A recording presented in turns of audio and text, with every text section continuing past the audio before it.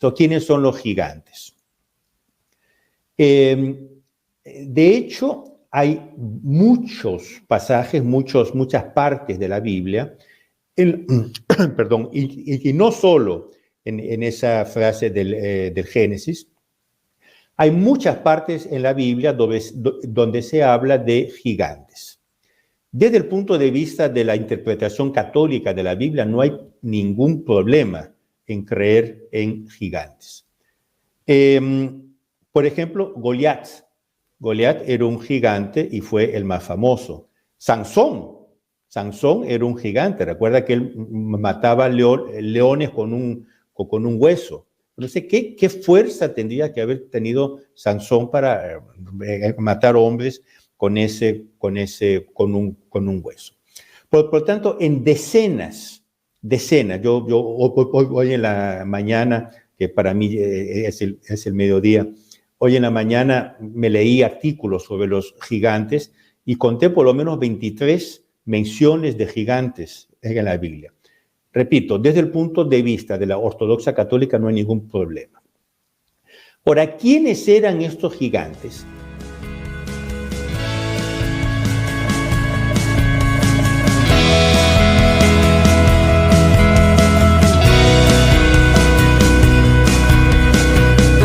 Bienvenidos a Conoce, Ama y Vive tu Fe. Este es el programa donde compartimos el Evangelio y profundizamos en las bellezas y riquezas de nuestra fe católica. Les habla su amigo y hermano Luis Román y quisiera recordarles que no podemos amar lo que no conocemos y que solo vivimos lo que amamos. Y en el día de hoy me acompaña rostro conocido para muchos, tal vez desconocido para algunos, ya que hemos crecido demasiado. Es el señor Julio Loredo, que me acompaña desde Italia. Él es el presidente de Tradición, Familia y Propiedad en Italia. Y pues hoy nos va a estar hablando un tema muy interesante. Vamos a estar hablando de los ángeles caídos, de los gigantes en la tierra, si hubo mezcla con mujeres. Bueno, todos esos temas oscuros que a veces escuchamos por ahí. Vamos a estar hablando hoy y vamos a estar aclarando muchísimas cosas y vamos a estar dándole y revelando el verdadero sentido de estos textos que siempre la iglesia y los escritos nos han dado. Y nada, yo antes de comenzar, yo quisiera darle la bienvenida al señor Loredo al programa. Señor Loredo, bienvenido, ¿cómo está? Muchísimas gracias y un saludo con todo el corazón a usted y a todo su público. Gracias. Para mí es un honor tenerlo siempre, es un deleite cada vez que nos viene a hablar. Para los que no lo conocen, yo los invito a que vean los programas, que yo no me acuerdo el número, honestamente, son bastantes, que hemos hecho ahorita mismo, unos 4 o 5, tal vez unos 6. De distintos temas. Hemos hablado de los ángeles, hemos hablado de los demonios, pero también el señor Loredo es un experto en la teología de la liberación. Hemos estado hablando de ese problema que ahorita mismo afecta muchísimo a la Iglesia Católica. También es autor, tiene un libro, tiene varios libros, hay un libro sobre la teología de la liberación que vamos a estar compartiendo los enlaces. Y pues yo lo que voy a hacer es que voy a compartir la lista de los videos para que los puedan ver los programas. Van a poder conocerlo a él un poco más y van a poder aprender un poco más del ángel de la guarda. Bueno, nosotros hemos hablado de tantos temas ahorita mismo que sé que es un deleite de verdad escucharlo a usted, pero este tema en específico, por eso estoy muy contento de tenerlo a usted hoy, no lo hemos hablado en el programa, ni siquiera yo solo, ni con otro invitado. Hemos tocado este tema y es un tema que a veces viene en conversaciones y pues ya el Señor me dijo, hay que hablar de ese tema en Conoce, Ama y Vive tu Fe, y por eso hemos decidido invitar a un experto, al señor Julio Loredo. Y para comenzar, vamos a hacer un Ave María, vamos a rezar un Ave María, vamos a encomendar a la Santísima Virgen María este programa para que sean las palabras de Jesucristo, la palabra de Dios, la que salga de la boca del señor Loredo, que abra los oídos de los que van a estar escuchando este programa y nos proteja de cualquier mal. Y esta oración la hacemos in nomine Patris, et Filii, et Spiritus Sancti. Amén. Amén. Ave María, gracia plena, Dominus tecum, benedicta tui mulieribus, et benedictus fructus ventris tui, Iesus. Sancta Maria, Mater Dei, ora pro nobis peccatoribus, nunc et in hora mortis nostre. Amén. Amén. In nomine Patris, et Filii, et Spiritus Sancti. Amén. Amén. Bendito sea Dios. Perfecto. Estamos listos, señor Loredo. Bueno, listos. Perfecto. Pues para comenzar, los que no saben, ¿verdad? El texto, uno de los textos el texto que mayormente se utiliza, hay varios que mencionan estos aparentemente gigantes, ángeles caídos, bueno, todo lo que se habla por ahí y se mezcla. Es Génesis capítulo 6, versículo 1 al 4. Y pues, señor Loredo, ¿quiere que empiece leyendo el texto o quiere empezar con alguna otra cosa? No, lea el texto y yo después, antes de entrar en el análisis de ese texto, yo voy a hacer una premisa un poquitín larga, pero es la premisa que va a dar luz a todos mis comentarios. Perfecto, excelente. Pues yo lo voy a leer, es cortito. Le pregunté al señor Loredo fuera del aire si lo leíamos porque sé que, pues lamentablemente hay gente que tal vez no se recuerdan o tal vez no han prestado atención a este texto, ya que Génesis, a veces los católicos nos enfocamos mucho solo en los evangelios. ¿Verdad? Pues dice Génesis capítulo 6, versículos 1 al 4, cuando la humanidad comenzó a multiplicarse sobre la haz de la tierra y les nacieron hijas, vieron los hijos de Dios que las hijas de los hombres les venían bien y tomaron por mujeres a las que preferían de entre todas ellas. Entonces dijo Yahvé, no permanecerá para siempre mi espíritu en el hombre, porque no es más que carne, que sus días sean 120 años. Los Nefilim, en alguna Biblia dice los gigantes, existían en la tierra por aquel entonces y también después, cuando los hijos de Dios se unían a las hijas de los hombres y ellas les daban hijos. Estos fueron los héroes de la antigüedad, hombres famosos. Bueno, ese es el texto, que verdad tiene múltiples interpretaciones y el señor Loredo hoy nos va a dar un poco, bueno, y hay más textos también, me imagino que vamos a hablar de eso ahorita. Sí, pero pues ese es uno de los que más la gente dialoga. Pues la primera pregunta que yo diría, ¿verdad? Como le envié, ¿qué significa el texto? Y hay varias preguntas que quisiera que nos contestaras en eso. Exactamente, yo voy a entrar en ese texto palabra por palabra, todo con mucho detalle, con mucha profundidad, pero como un segundo punto yo quisiera hacer una premisa. Pero para hacer la premisa, yo leo uno de los puntos que dice ese texto y sus días, los días de los hombres, están ya contados, 120 años. Ahora, es evidente que los hombres no viven toditos exactamente 120 años. Por lo tanto, ya usted ve aquí que hay un elemento de interpretación en estos textos. Porque si uno lo interpreta textualmente, como hacen ciertas sectas protestantes, uno tendría que decir, los hombres viven 120 años, ni un día más, ni un día menos, porque la Biblia lo dice. Ahora, es evidente que esa frase que usted mismo leyó, y yo estoy repitiendo, es una frase simbólica. Entonces ya aquí entramos en un punto que es una premisa, digo, que hay que tratar. Yo, en muchas cosas que yo veo de Estados Unidos, de los católicos de Estados Unidos, yo veo una cierta influencia del ambiente protestante. Una cierta influencia del ambiente protestante que es basado en un principio que en latín se dice sola scriptura, quiere decir solo la Biblia, solo las Sagradas Escrituras. Entonces discuten días y semanas y meses y años que si Isaías 4:5 no se contrapone a Daniel 5:10, etcétera, etcétera, y todo basado en la Biblia. Esto viene de Lutero, que manifestó esta doctrina como sola escritura, es decir, solo las Sagradas Escrituras bastan para la propia salvación.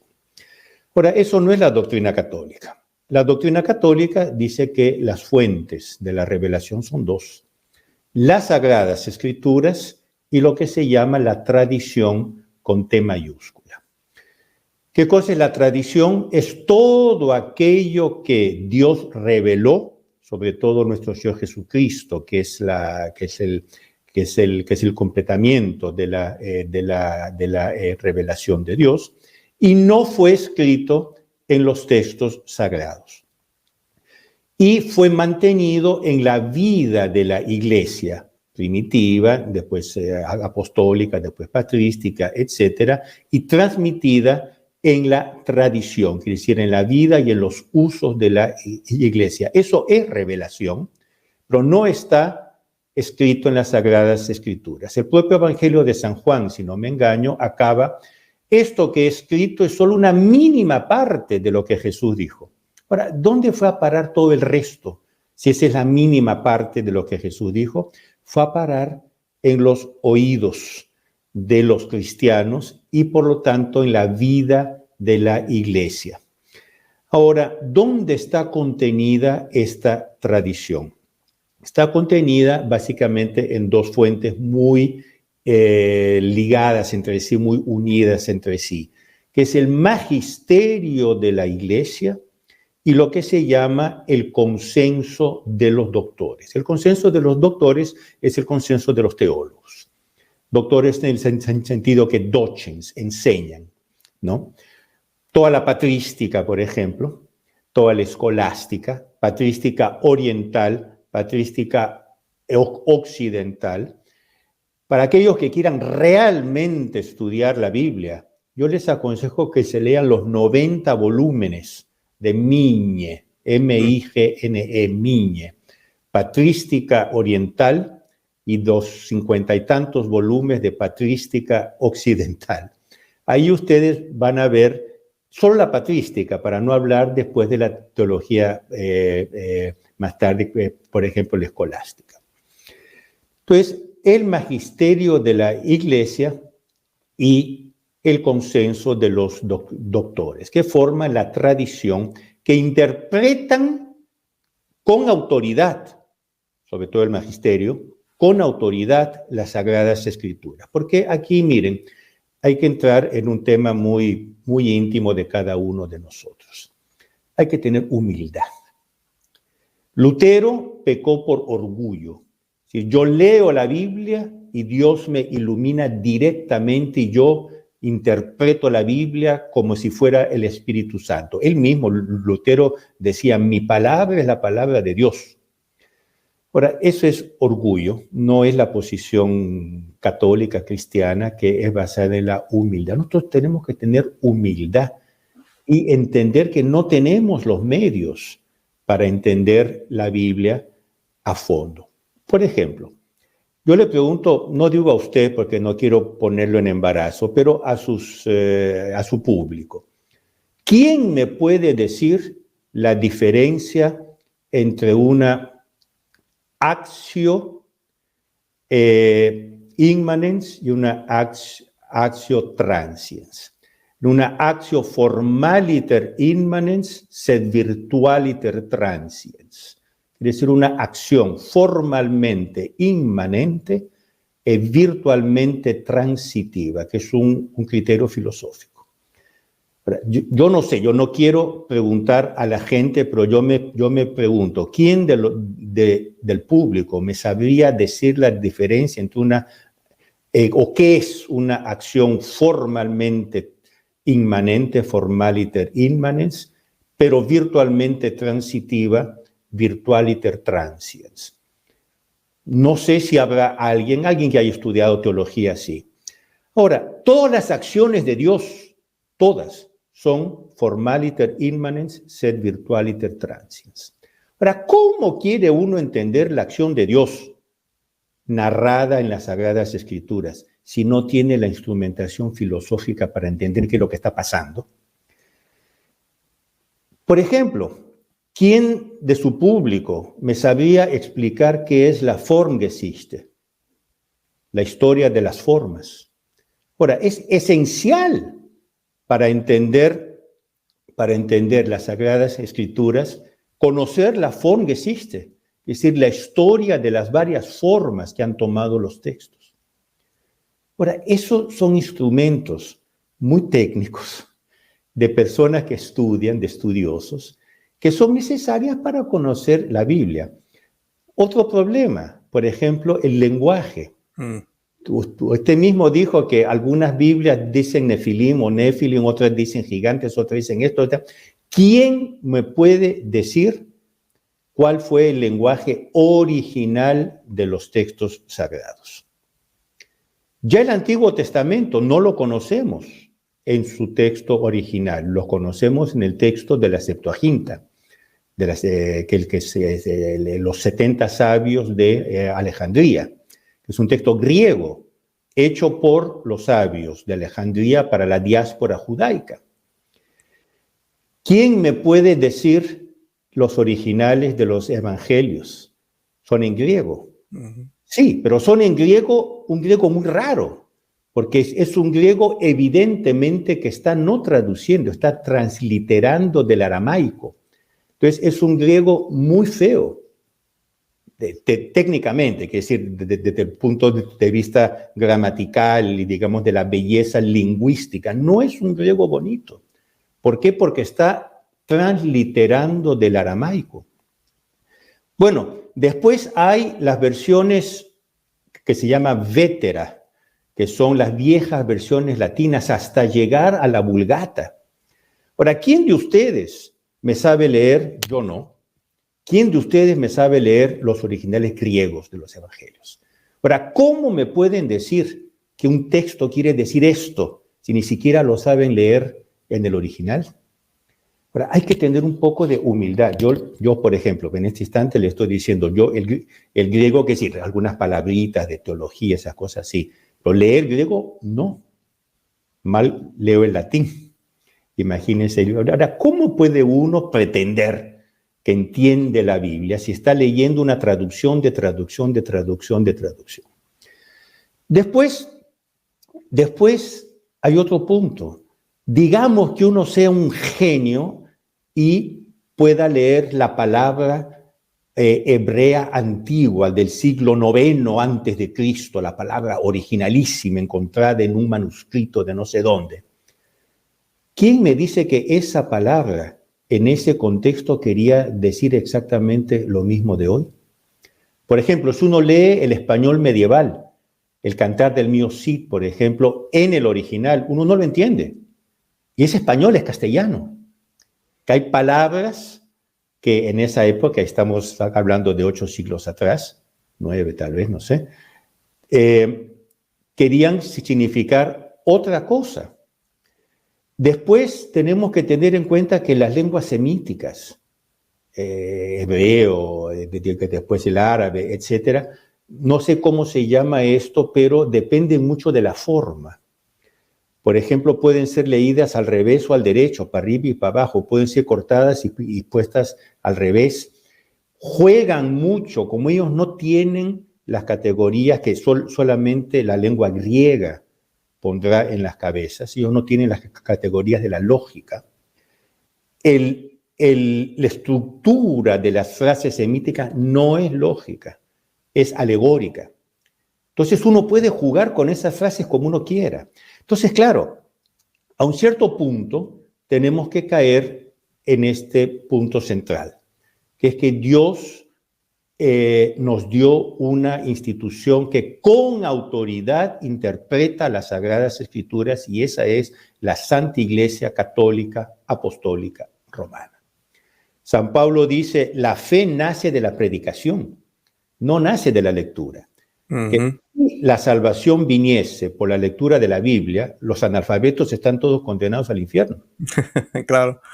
Y no puede ser. La fe, fides ex audito, dice San Pablo. La fe viene por el oído. Y esa es una misión que nuestro Señor, que es el Dios, le dio a su iglesia.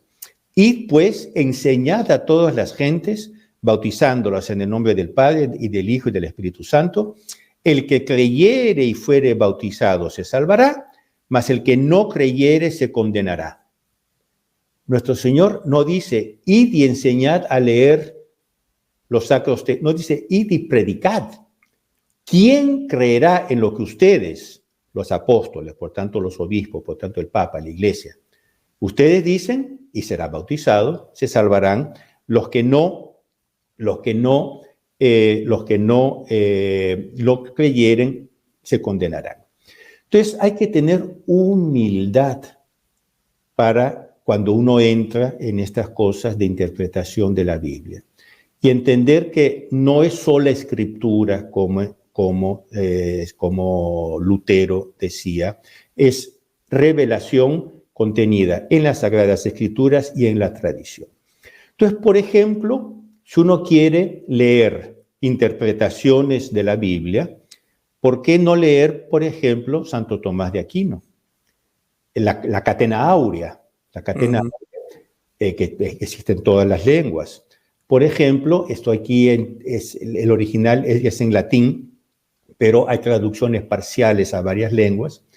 Cornelio Alápide, el mayor biblista de todos los tiempos, el venerable Cornelio Alápide, tiene una serie de 20 y tantos volúmenes que es Commentaria in Sacram Scripturam, versículo por versículo de la Biblia, reportando todas las interpretaciones de los padres de la iglesia, de los teólogos, de esto, del otro. Vayan a leer Cornelio. ¿Quieren entender el Apocalipsis? No lean textitos que uno encuentra en internet, váyanse a leer el libro del venerable Bartolomé Holzhauser, famoso, sobre el Apocalipsis. Si quieren un libro americano, yo les aconsejo Monseñor Frederick Necht, Practical Commentaries on Holy Scriptures. Si ustedes buscan en internet Practical Commentaries on Holy Scriptures, ahí lo van a encontrar. Entonces, y estas son interpretaciones y son comentarios hechos con autoridad científica, porque hemos visto que hace falta mucha preparación, incluso científica, para entender la Biblia, y preparación y autoridad doctrinal, porque son libros apoyados por la iglesia con imprimatur, con Nicky Lofstad. Este libro, por ejemplo, Practical Commentaries on Holy Scriptures, tiene decenas de cartas de presentación de obispos. Es un libro hecho a comienzos del 1900 por un obispo alemán para uso de los catequistas. Si usted es catequista, léase este libro. Bueno, dicho todo esto, que es una inmensa premisa, por lo tanto, no entra en esa cosa así, Mateo 4:15, no, pero Marcos 10:16. Tomen una actitud más elevada, ¿no? Entiendan que Mateo 4:15 ya fue explicado por 80 teólogos con mucho más autoridad que yo y mucho más conocimiento que yo, y ya fue explicado por el magisterio. Bueno, entrando en eso, entrando en su texto, ¿no? La famosa el famoso Génesis 6:1-4. Viendo los hijos de Dios que las hijas de los hombres eran hermosas, tomaron para sí mujeres. Ya ve que esta frase que yo leí es diferente de la que usted leyó. Sí, lo es. Es de la Nácar Colunga española. Ya ve ahí, ¿a quién le puedo creer? ¿A su Biblia o a la mía? Sí, las dos son verdaderas, pero no hay que quedarnos esta palabrita aquí, esta palabrita ahí, porque incluso en dos Biblias, usted ha citado una Biblia católica, no sé cuál, pero es una Biblia católica. De Jerusalén, pero no recuerdo qué edición, para serle honesto. Pero es la Biblia de Jerusalén que es usada por la iglesia. Yo aquí lo he tomado de la clásica Biblia Nácar Colunga española. Ya ve que los textos son diferentes, ligeramente. No, claro. Tomamos la de Navarra, va a ser diferente, todas van a ser distintas. Esto ya nos dice que hay que tomar la Biblia con mucha tranquilidad y no quedarnos en la cosa que este término, esta palabra, esta otra. Bueno, concretamente este texto, ¿no? Los hijos de Dios, viendo que las hijas de los hombres eran hermosas, las tomaron por mujeres y tuvieron hijos que serían los gigantes que ya vamos a ver después. Ahora, esta frase tiene tres interpretaciones históricamente. Una es la interpretación judaica, porque este es un texto judaico que hace parte de la Torá. Vamos a hablar de la Torá después, que es el Pentateuco hebraico, ¿no? Que es exactamente como el nuestro, porque nosotros el Antiguo Testamento, sobre todo el Pentateuco, lo tomamos de los judíos. Entonces, los judíos, interpretando su propio texto, porque es un texto judío, hebraico, que es el Pentateuco, el primer libro del Pentateuco, que es el Génesis, interpretan como los hijos de Dios siendo descendientes de los patriarcas, que es decir, la nobleza de la época, y las hijas de los hombres como siendo plebeyas, una cosa que se hubiera sido no según los cánones, los usos de la época. Entonces, ellos lo interpretan como un problema sociológico, digamos, nobles y plebeyas. Es lo que ellos dicen. La Iglesia Católica no entra en sí ni no, porque eso es una cosa interna de los judíos. La interpretación católica, presente, como digo, sé en el magisterio, sé en el consenso de los doctores, que los hijos de Dios son los descendientes de Set. Los hijos de los hombres son los descendientes de Caín. Ustedes recuerdan que Adán y Eva tuvieron dos hijos, Abel, o Caín y Abel.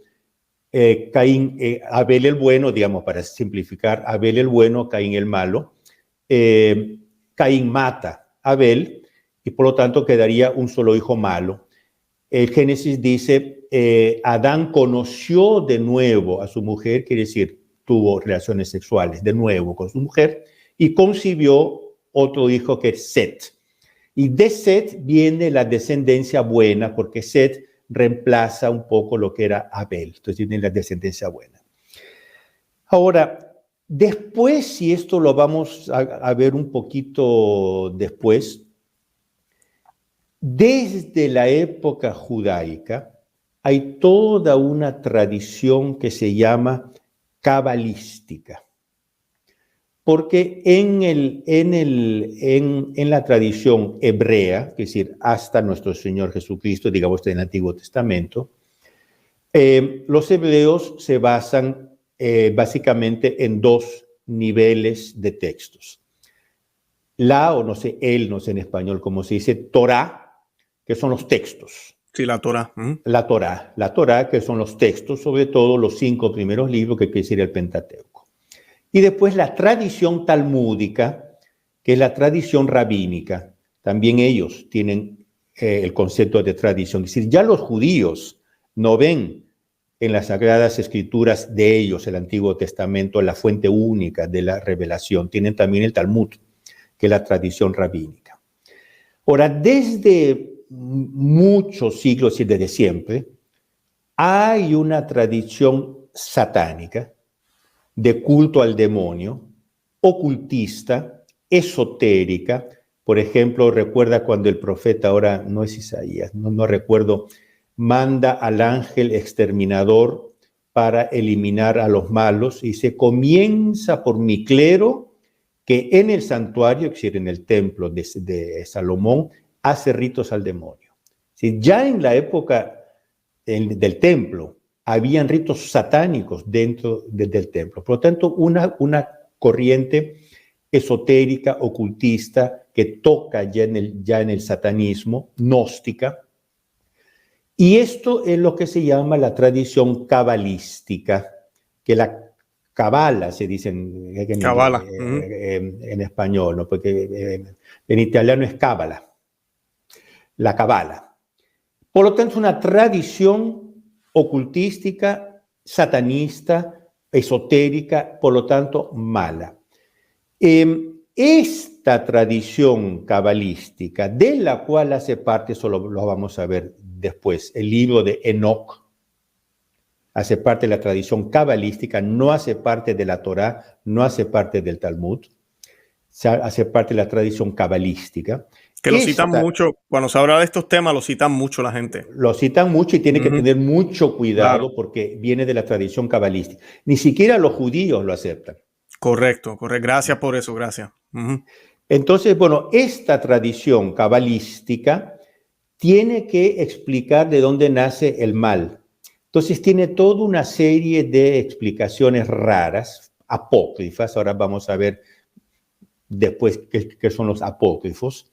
Y esta tradición apócrifa cabalística interpreta esa frase como los hijos de Dios serían ángeles, y concretamente los ángeles decaídos. Y los hijos de los hombres serían seres humanos. Entonces, habría habido una unión entre ángeles y seres humanos, concretamente entre hombres y mujeres. Ahora, esto es contrario a al propio sentido del texto hebraico, porque el texto hebraico, perdón, yo bajo la mirada porque yo me preparé un textito, porque claro, estas cosas yo las conozco genéricamente, pero hay ciertos nombres, ciertas cosas que Hay que, o uno las escribe o no las escribe. Bueno, el texto original dice Benei Elohim, que literalmente quiere decir hijos de Dios. Ahora, hijos de Dios somos todos. Mal traducido en algunas versiones griegas de la Septuaginta por ángeles de Dios. Entonces ya ve usted que eso de decir que los ángeles de Dios en vez de los hijos de Dios ya es una traducción abusiva, es una tradición. Ya en el siglo III, y aquí hablamos del ambiente católico, por ejemplo, San Juan Crisóstomo dice, cuidado con esa falsa traducción que es blasfema, pecaminosa y absurda. Por lo tanto, incluso desde el punto de vista estrictamente judaico, hebraico, el libro de Enoc no es reconocido, y ni siquiera la interpretación del Génesis, que no es el libro de Enoc, es el Génesis, como siendo los ángeles.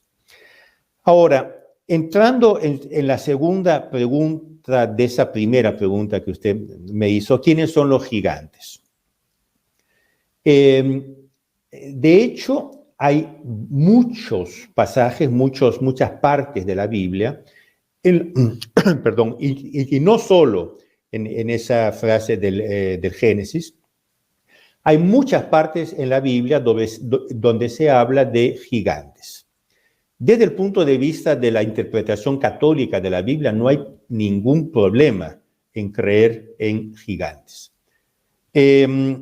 Por ejemplo, Goliat. Goliat era un gigante y fue el más famoso. Sansón era un gigante. Recuerda que él mataba leones con un hueso. Entonces, ¿qué fuerza tendría que haber tenido Sansón para matar hombres con un hueso? Por lo tanto, en decenas, yo hoy en la mañana, que para mí es el mediodía, hoy en la mañana me leí artículos sobre los gigantes y conté por lo menos 23 menciones de gigantes en la Biblia. Repito, desde el punto de vista de la ortodoxia católica no hay ningún problema. Ahora, ¿quiénes eran estos gigantes? En realidad nadie lo sabe. Para comenzar, Nefilim. Ese es uno de los muchos nombres, ¿no? Por ejemplo, las escrituras hablan de los amorreos, de los semitas, de los anaseos, de los susitas, de los refaitas, ¿sí? Y todos ellos son pueblos de gigantes. Habla de hombres importantes, habla de hombres fuertes, habla de hombres feroces. Es decir, hay, no digo 80, pero así, por decir, hay 80 palabras que todas quieren decir hombres grandes, gigantes y fuertes. Por lo tanto, es un hecho, digamos, histórico que habían estos gigantes. Incluso un historiador del Nuevo Testamento, Flavio Josefo, es muy conocido, él era un judío, pero muy amigo de los romanos, y él acompañó a los romanos durante el sitio a Jerusalén, el cerco a Jerusalén, con las tropas de Tito, recuerda, en el año 70, y él hizo la historia de esa guerra, y él tiene libros sobre la historia de su pueblo, él era judío, y en la historia del pueblo judío de Flavio Josefo, él menciona a los gigantes. Por lo tanto, no hay ningún problema. Ahora, yo no sé por qué uno, ya cuando se habla de gigantes, dice, no, son seres extraterrestres, son seres... Hoy en día hay razas de gigantes. Por ejemplo, los Watusis.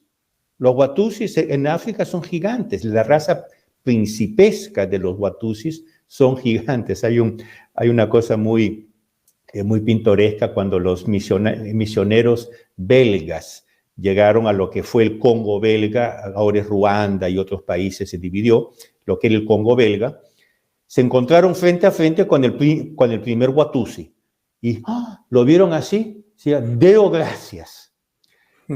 Tan así que Deo gracias, este Watusi creyó que era que le estaban dando el nombre. Y de ahí que el primer rey Watusi que se bautizó se llamaba rey Deo Gracias. Wow. Nosotros digo conocimos porque desgraciadamente falleció hace muy poco tiempo, al último rey Watusi, al rey Kigali IV, que vivía en Washington. Él venía a nuestras cosas, era católico, porque todos los Watusi son católicos. Él medía 7 foot something, 7 foot 4, 7 foot 5. 7 pies con 5, ya. No Sí, sé sí, cómo traducirlo al español, pero es alto. 2 metros 20, 2 metros 30. Sí, súper alto. Uh-huh. Ustedes entren en internet y vean Kigali IV y van a ver el tamaño de hombre. Claro. Yo leí un libro muy interesante de un explorador italiano, años 30, años 20, años 30, y él tiene fotos de los Watusis. Si recuerdo, los príncipes Watusis con sus mujeres, las mujeres medían 1,80 m y le llegaban a la cintura a los príncipes Watusis. Ahora, estos son gigantes. Ahora, yo no entiendo si hoy en día tenemos gigantes.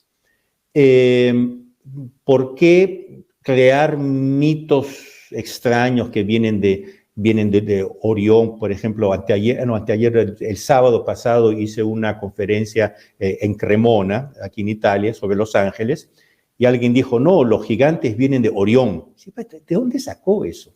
Entonces, los gigantes existieron, aún existen hoy, como existen los pigmeos, que es del otro lado, porque son hombrecitos pequeñitos. No hay nada contra el dogma de que existan gigantes. De dónde vinieron no se sabe, porque ahora no se sabe tantas cosas. Por ejemplo, de dónde vinieron los apaches en Estados Unidos. Hay teorías. Vinieron de aquí, vinieron de allá. Los aztecas, que vinieron de Aztlán. Son cosas que no se saben y son cosas mucho más recientes que los gigantes del Antiguo Testamento. Por eso no se sabe. ¿Existieron? Sí. ¿De dónde vinieron? No se sabe. Punto. Usted me pregunta en esa primera pregunta, ¿es posible que ángeles y mujeres puedan concebir y por lo tanto dar a luz? Y la respuesta es muy simple, no. Correcto. Porque los ángeles son puros espíritus y por lo tanto son asexuados, porque nuestro sexo viene dado por nuestro cuerpo, por nuestra materia.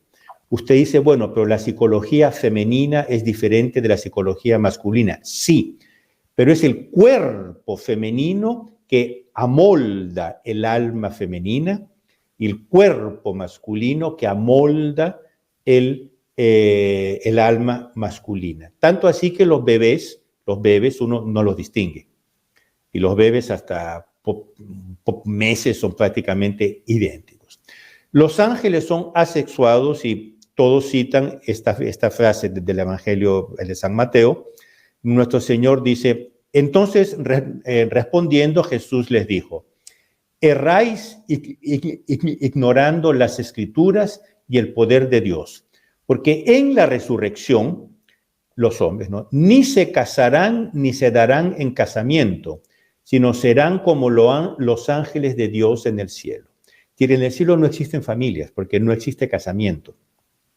Entonces, los ángeles son estériles para concebir con seres humanos, porque no tienen ontológicamente, es decir, en su ser, no tienen la capacidad, la virtualidad, como se dice en filosofía, de concebir con una mujer. Usted dice, bueno, pero el Espíritu Santo concibió con Nuestra Señora. Sí, por un milagro único en la historia, pero allí fue Dios directamente, ella no concibió con San Gabriel. No, sí, es una gran diferencia. Una gran diferencia. Entonces no es posible que los ángeles tengan hijos con seres humanos, ni ángelas con hombres, ni ángelos, digamos, con mujeres. Eso es simplemente imposible, pero ahí que está, pertenece a la tradición satanista, pertenece a la tradición luciferina, el creer que los demonios pueden copular con las mujeres. Y de hecho, en las misas negras, las mujeres se ofrecen sexualmente al demonio, que sería el íncubo, la mujer el súcubo, y tendrían relaciones sexuales. Hay este film famoso, Rosemary's Baby, ¿no? Que habla de una que fue poseída y tuvo. Todo esto pertenece al ámbito de las misas negras, de los ritos satánicos, de los ritos esotéricos. No tiene nada que ver ni con la doctrina católica, ni con la sana mentalidad, digamos, de la gente. Excelente. Señor Loredo, sí. No sé si podemos seguir con la otra pregunta, pero directamente, sí. Con la de Enoch, sí. Porque pues me gustó lo que dijo sobre lo de concebir, ¿verdad? Se fue por el lado que me encantó lo que utilizó al Evangelio de Marcos, creo que es, donde Jesús dice, Mateo, donde Jesús dice serán como ángeles, porque pues se trata de eso, de que no va a haber interés, no va a haber esa atracción, no hay necesidad de reproducirnos. No se trata tanto de lo material o de lo físico, sino de ese punto, que a veces la gente también malinterpreta y piensan, nosotros vamos a ser angelitos también, y no es eso. Lo que Jesús está hablando es que no va a haber esa necesidad, por ende, esta pregunta que me están haciendo de las esposas no tiene ningún sentido allá arriba, eso no va a ser problema allá arriba. Igual que lo que usted acaba de decir, me encantó. Ahora, el libro de Enoch, que ahorita hablamos de eso, lo citan muchísimo. Y usted acaba de decirlo, me encantó, mencionó la Cábala. Muchas personas que siguen Nueva Era incluso están muy mezclados con esto, donde supuestamente habla de los orígenes de los demonios, de los gigantes, de la palabra Nefilim, y sobre por qué algunos ángeles cayeron del cielo, y una explicación de por qué el diluvio que se hizo, que está reportado en Génesis, era moralmente necesario. Yo he escuchado también, y sé que esa no se la mandé, creo. No, sí, es la próxima pregunta. Más o menos ahí podemos, que como si, yo he conocido de que, y hay inclusive mucha arte en la internet, uno encuentra imágenes donde muestran como si los demonios son los que le muestran al ser humano todos estos pecados aberrantes que inclusive hoy en día vemos, que uno dice, ¿de dónde se le ocurrió? Pues son ellos, y que por eso fue que moralmente era necesario que se destruyera el mundo, ¿verdad? En aquel momento con agua. ¿Qué nos puede decir de todo eso? Bueno, para comenzar, yo ya lo dije, y de hecho su pregunta 3 y 4 ya están más o menos respondidas. Por lo tanto, este aquí es realmente el último punto grande que vamos a tratar. Excelente. Ustedes tienen que tomar en cuenta el concepto de texto apócrifo. Apócrifo, apócrifa en plural, en griego apócrifon, el singular, significa oculto. Oculto en el sentido que no se ve.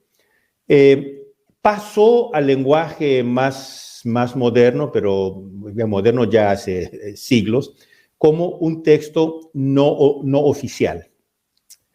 Entonces, hay muchos textos apócrifos, por ejemplo, judaicos. Los propios judíos, y repito, nosotros, cristianos, y los judíos coincidimos en reconocer como canónicos algunos libros del Antiguo Testamento. Ya los judíos rechazan toda una serie de libros ya llamados apócrifa, en griego, por los propios judíos, entre ellos el libro de Enoch. Pero hay otros tantos. Por lo tanto, el concepto de libro canónico, quiere decir, entre comillas, oficial, y libro apócrifo, quiere decir extra, fuera, ya existía y existe incluso en el mundo judaico. Ahora, hablando de textos apócrifos para el mundo cristiano, los hay de tres tipos. Es muy importante saberlo.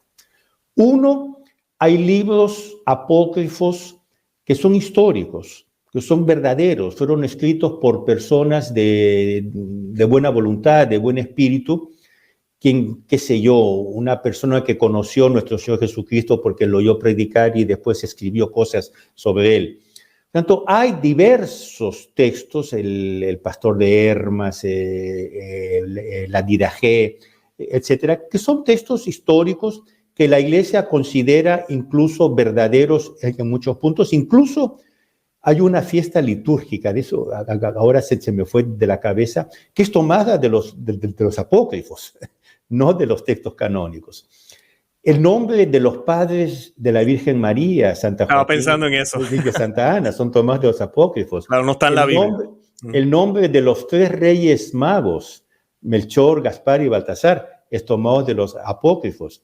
Incluso, ahorita se me fue de la cabeza, pero hay una fiesta litúrgica de Nuestra Señora que es basada en los apócrifos. Por lo tanto, hay algunos textos apócrifos. Señor Loredo, debe ser la presentación de la Santísima Virgen La María. presentación, cuando la llevan al templo, yo creo que es, ¿no? sí, que están los libros apócrifos. Entonces, son textos apócrifos, digamos, buenos, se pueden leer, son textos incluso muy interesantes, etcétera, pero que no fueron considerados por la Iglesia como haciendo parte del canon de la Biblia. Eso ya lo vamos a ver ahora. Hay otros textos, por el contrario, que son apócrifos, yo los llamaría malos, que son los apócrifos cabalísticos, porque esta tradición cabalística, es decir, satanista, ocultista, esotérica, mágica, continuó desde el Antiguo Testamento hasta el actual. Por ejemplo, una de sus ramas es la masonería, condenadísima por la Iglesia. Hay más de 300 documentos de la Iglesia condenando la masonería. Es una de las ramas de esta tradición cabalística. Entonces, hay textos apócrifos que vienen de esta tradición cabalística. Por ejemplo, el libro de Enoc. Ahora, hay otros que, por lo tanto, ya son libros apócrifos, comillas, malos, sin comillas, malos. Hay una tercera categoría que son textos apócrifos gnósticos. El gnosticismo viene de la tradición cabalística, por lo tanto mala, pero ellos crearon textos ad hoc para poner desorden, para crear confusión en la iglesia primitiva. Entonces, en la iglesia primitiva hubo una plétora, hubo una multiplicación de textos. Repito, textos verdaderos, buenos, incluso santos, pero no canónicos, textos cabalísticos y textos gnósticos escritos contra la iglesia. Pero yo aquí, por ejemplo, cito algunos textos apócrifos. El Enoc etiópico, el libro de Enoc eslavónico. Ya aquí comenzamos por aquí. Esos que le dicen que el libro de Enoc dice, ¿a cuál de los dos libros se están refiriendo? ¿Al etiópico o al eslavónico? La Asunción de Moisés, tercer libro de Esdras, cuarto libro de Esdras, Apocalipsis de Baruch, Apocalipsis de Abraham, Apocalipsis de Daniel, los Salmos de Salomón, los Salmos de Manasés, el Testamento de los 12 patriarcas, la Ascensión de Isaías, etcétera, etcétera, etcétera. Entonces, yo hoy me leí también para preparar esto, toda la lista de los textos apócrifos, son páginas y páginas. Evangelios apócrifos. Por ejemplo, yo les cito algunos, pero son decenas.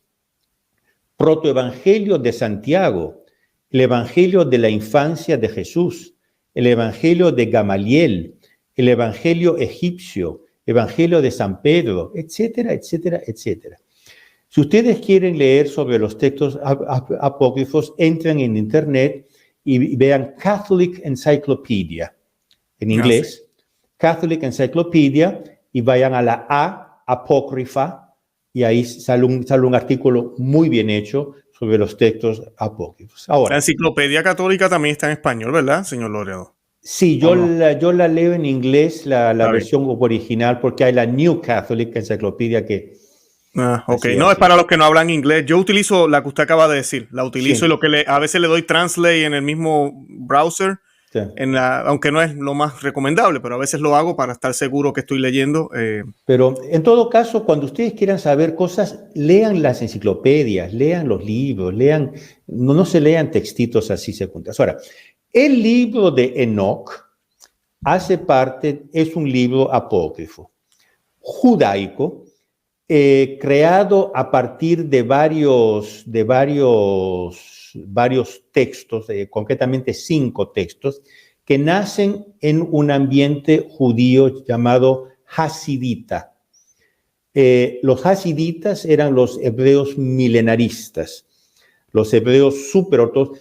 Esa línea que sigue hoy, yo no sé si se ha visto fotos, usan unos sombreros de piel enormes, negros, y unas barbas con unas trenzas. Bueno, esos son los hasiditas. Ahora, los propios hebreos, en el concilio hebreo, no concilio de iglesia, de Jamía, que es el año 92, oficialmente condenaron el libro de Enoc, los propios judíos, porque esa línea hasidita no es considerada una línea ortodoxa por los propios judíos. Bueno, en todo caso, estos 5 libros se perdieron, pero fueron traducidos al etíope antiguo. A partir del siglo IV se perdió completamente, ya nadie habló del libro de Enoc porque todos lo consideraban apócrifo. Por lo tanto, hubo un consenso, y repito, consenso judío y cristiano, de considerarlo apócrifo.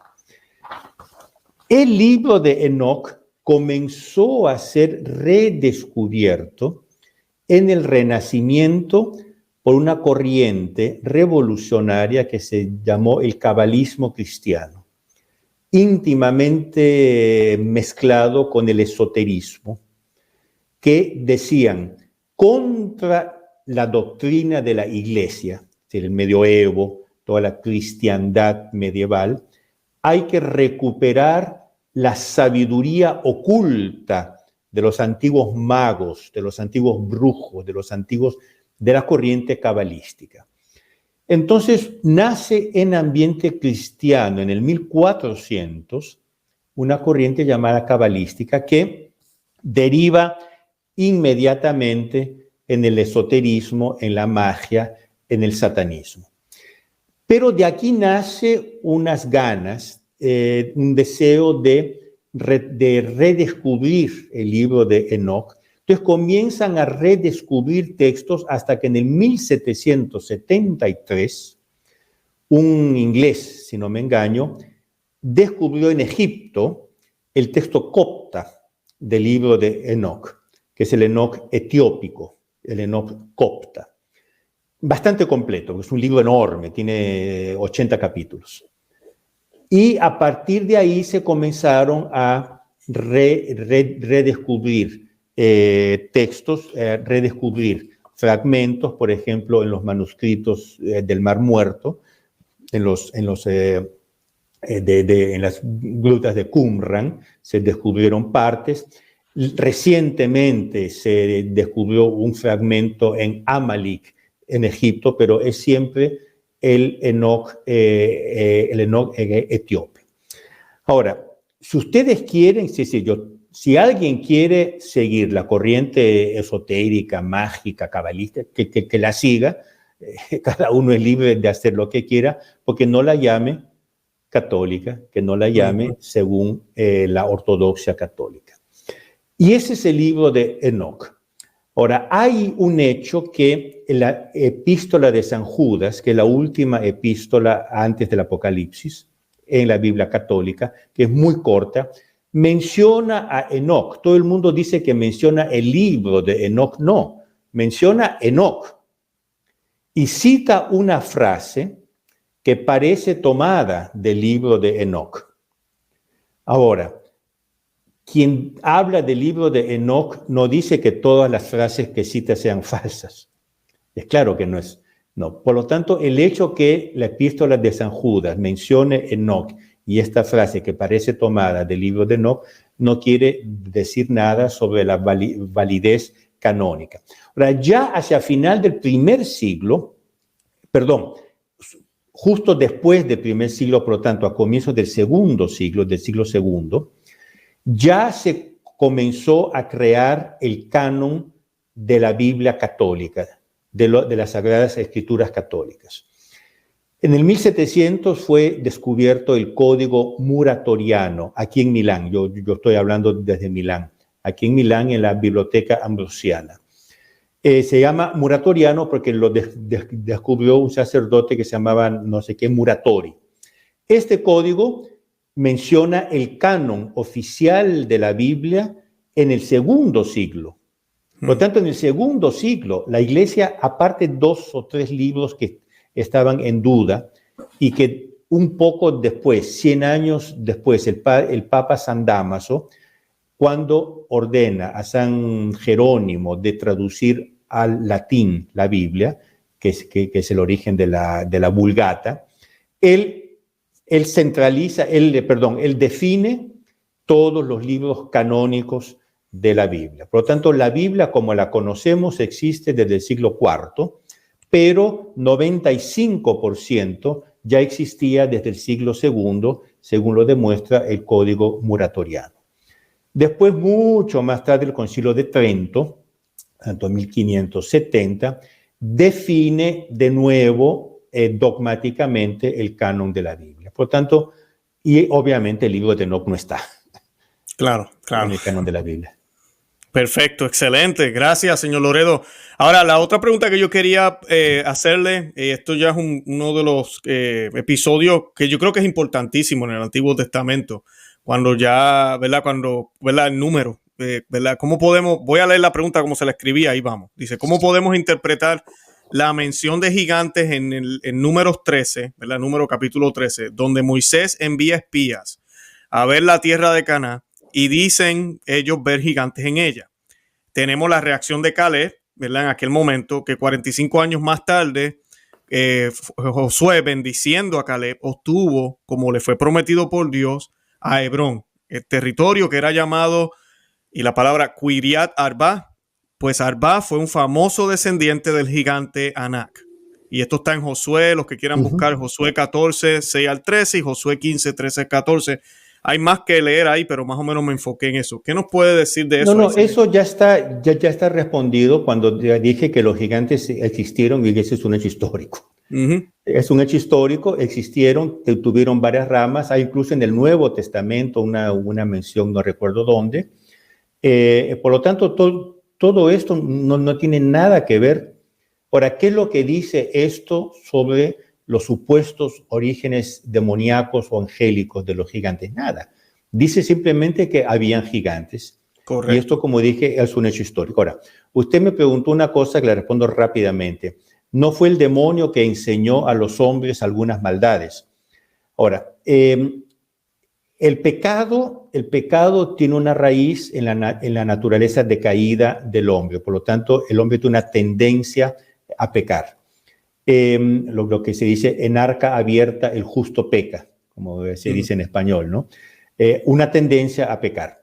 Ahora, no es que todo pecado sea inducido directamente por el demonio, pero es evidente que al demonio interesa que el hombre peque, porque cuando el hombre peca, se convierte en esclavo del demonio, por lo tanto, él puede esperar que esa alma se pierda y la agarre él para el infierno.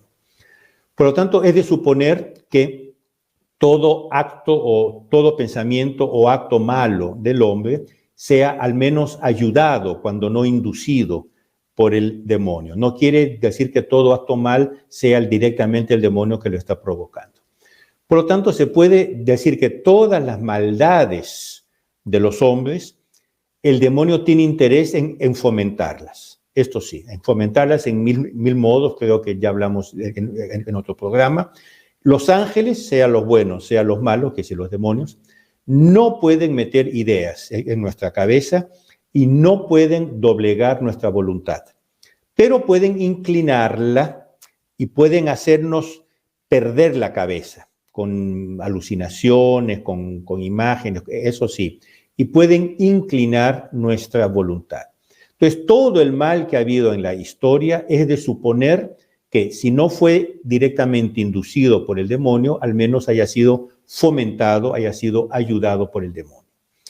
Esto no excluye que, así como hay apariciones de la Virgen María, del Sagrado Corazón de Jesús, incluso de ángeles, en Fátima, yo estoy hablando, yo no sé cuándo va a ir en onda, pero el 13 de octubre se está celebrando la última aparición de la Virgen de Fátima, que comenzó con 3 apariciones del ángel del Portugal, del ángel de la paz, a los 3 pastorcitos. En las apariciones, la Virgen María, nuestro Jesucristo, etcétera, enseñan cosas, dicen cosas a las personas que aparecen. Se puede suponer perfectamente que en apariciones demoníacas el demonio enseñe cosas a los hombres. ¿Por qué no? Si los ángeles pueden enseñar cosas, ¿por qué los demonios no pueden enseñar cosas? Por lo tanto, es perfectamente ortodoxo y no hay que ir a la tradición esotérica, cabalística, no, hay que ir a la teología católica simple. Es perfectamente ortodoxo creer que el demonio pueda enseñar cosas a los hombres en la línea del mal, así como los ángeles pueden enseñar cosas en la línea del bien. Como dije, el ángel de la paz, el ángel del Portugal, que apareció a los 3 pastorcitos de Fátima, les enseñó cosas. Por lo tanto, no hay nada contra la ortodoxia católica el decir esto. Ahora, usted tiene razón que dice hay ciertas maldades que superan la maldad humana y hay que suponer una acción diabólica.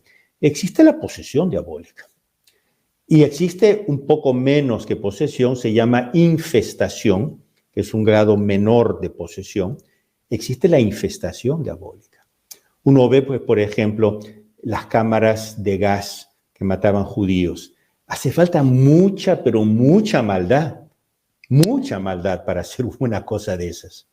Meterlos en la cámara de gas diciendo que van a tomar una ducha, van a ducharse y lanzar ese gas.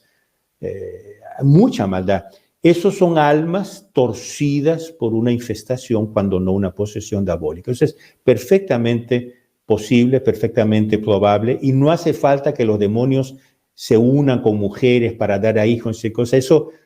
Eso puede pasar tranquilamente en cualquier momento, así como los ángeles enseñan verdades a los hombres, los demonios pueden enseñar falsedades y maldades a los hombres. Excelente. Ahora, última preguntita, señor Loredo. ¿Quién peleó contra Jacob? Que a veces hay malas interpretaciones con eso también. ¿Un ángel? ¿Un gigante? ¿Fue un ángel caído? ¿Ángel de Dios? ¿Esta pelea fue física? Entonces, hablar de eso? Uno, que la pelea fue física, lo fue porque la Biblia dice que incluso se enroscaron en el suelo, ¿no? Por tanto, fue una pelea física.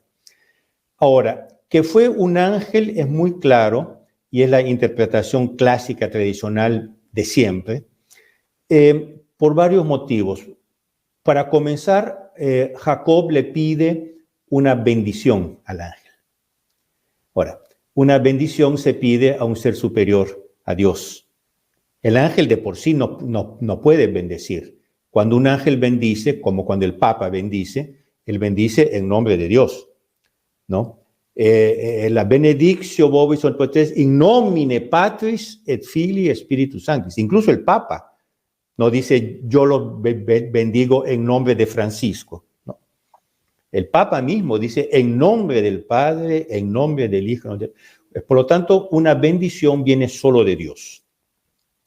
Puede venir a través del Papa, de un obispo, de un sacerdote, puede venir a través de un patriarca, etcétera, de un ángel, pero en el fondo viene de Dios. Por lo tanto, el hecho que Jacob pida una bendición es que viene de Dios. Segundo, el ángel le cambia el nombre. Para solo Dios tiene poder para cambiar el nombre. Porque dice, de ahora en adelante te llamarás Israel, que quiere decir fuerte contra Dios. Por lo tanto, y eso de fuerte contra Dios, ustedes leen Cornelio Alápide, este teólogo que yo mencioné, es un teólogo jesuita, fin de 1600, comienzos de 1700, que tiene esta monumental Commentaria in Sacram Scripturam. Él comenta largamente este episodio y lo comenta en el sentido por qué Jacob tuvo que luchar contra Dios. Y lo asemeja a varias luchas que han habido contra Dios. Por ejemplo, San Patricio de Irlanda, él al final de la vida se subió al monte San Patricio, o lo que hoy se llama monte San Patricio, Croagh Patrick, y le pidió 3 gracias a Dios. Y se quedó rezando, en espíritu jacobita, en espíritu fuerte contra Dios. A las tantas se le apareció un ángel y le dice, Patricio, tu primera oración ya fue atendida. Y San Pedro dice, no, Señor, yo estoy pidiendo 3 y 3 me vas a dar. Y él continuó. De repente aparece el ángel de nuevo y dice, ya, la segunda, el segundo pedido fue atendido. Dice, no, Señor, yo estoy pidiendo 3. Bueno, la tercera vez se aparece el ángel y le dice, tu tercer pedido fue concedido y ya que perseveraste con la fuerza contra Dios, Dios te concede una cuarta gracia. Eso otro día tal vez podamos hablar sobre San Patricio. Pero este es el espíritu de fuerte contra Dios. Por tanto, él luchó contra un ángel que se había corporificado, porque un ángel puede tomar una forma humana, sea juntando moléculas de aquí y de allá, haciendo un muñeco y animándolo, o tomando el cuerpo de una persona. Por ejemplo, cuando San Pablo encuentra una persona que le dice, no, tú no vas por aquí, tienes que ir para allá porque tú tienes que ir a Macedonia. Él dice, era el ángel de la guardia de Macedonia que se me apareció. Ahora, era un hombre. Y San Pablo dice, era el ángel de la guardia que me está llamando a Macedonia para que yo evangelice Macedonia. Por lo tanto, es perfectamente ortodoxo, es perfectamente plausible que un ángel aparezca con facciones humanas. Y fue contra un ángel que Jacob luchó. Excelente, perfecto, señor Loredo. Gracias. Tremendo. Yo quisiera pues darle un minutito si quiere concluir con cualquier cosa que nos quiera añadir. Yo sí les quiero decir a las personas, hoy que hablamos de gigantes, hablamos de ángeles caídos, no nos olvidemos que el gigante de gigantes es Dios. Y si estamos en gracia, andamos con el gigante de gigantes. Dice las Sagradas Escrituras, no nos tenemos que preocupar por nada. Lo que tenemos que sí hacer es mantenernos en gracia para que no perdamos la protección del gigante de gigantes y la bendición que nos da Él, de que la primera es estar vivos, estar aquí, que haber dado a su propio Hijo por nuestros pecados. Y siempre y cuando nos pongamos en gracia, mira, las puertas del cielo están disponibles, están abiertas para nosotros. Señor Loredo, ¿algo más que quiera añadir? Yo iba a decir exactamente lo que usted dijo, tal vez con otras palabras, pero exactamente lo que usted dijo. Yo me dirijo a mis hermanos, a nuestros hermanos católicos. Nosotros somos hijos de una iglesia que tiene 2000 años. En estos 2000 años, la iglesia ha desarrollado un magisterio, una liturgia, una doctrina, una pastoral bellísima. No nos dejemos engañar por estupideces. Si queremos saber la verdad, vamos a la fuente límpida, a la fuente cristalina de la ortodoxia católica. Vamos al catecismo, sea el catecismo es el nuevo o el compendio del catecismo, sea el catecismo de San Pío X, sea el catecismo del Concilio de Trento, porque dicen la misma cosa. Que queremos conocer cosas, vayamos a los libros de los teólogos, libros de los santos, al libro de los comentarios. Por ejemplo, hay un sacerdote francés, Berthet, que siglo XX, por tanto es reciente, que tiene 3 o 4 volúmenes comentando los evangelios, como si fuera una novela. Él va contando los evangelios como si fuera una novela y lo va comentando. Son los comentarios sobre los evangelios de Padre Berthet. Tenemos un tesoro en nuestras manos. ¿Por qué vamos a ir a agarrar aguas sucias de no sé dónde? Exacto. Señor Loredo, gracias, de verdad que sí. Yo voy a compartir los enlaces de todos los programas que hemos hecho con el señor Loredo. Voy a también a compartir el enlace de la TFP para los que quieran ayudar a esta gran causa, movimiento, tradición, familia y propiedad, que hacen un trabajo excelente. Yo he hablado de ellos aquí, mi hijo inclusive es miembro también acá en los Estados Unidos, y pues de verdad que son hombres que, como lo he dicho muchísimas veces, estamos en tiempos revolucionarios, quieren sacar a Dios del mundo, nosotros debemos y tenemos que actuar como contrarrevolucionarios. Y de verdad que un gran ejemplo lo da la tradición, familia y propiedad en todo el mundo, en todo lo que hacen, en todo lo que escriben, en las conferencias que nos brindan, en toda la labor bonita que hacen de evangelización, de ayuda, de todo lo que hacen. De verdad que son hombres dedicados completamente a Dios, soldados de Cristo y caballeros de María. Y pues nada, yo con eso me estaría despidiendo. Señor Loredo, gracias un millón. De verdad que le deseo lo mejor. Yo voy a estar orando mucho por usted. Invito a la audiencia a que recen el próximo rosario que usted va a hacer en su casa. Lo va a hacer por el Señor Loredo y por tradición, familia y propiedad. Y nada, de verdad que los amo en el amor de Cristo. Y Santa María, ora pro nobis. Ora pro nobis. Muchísimas gracias a usted y gracias a sus espectadores por la paciencia. Excelente, que Dios me los bendiga. Bye bye. Amén.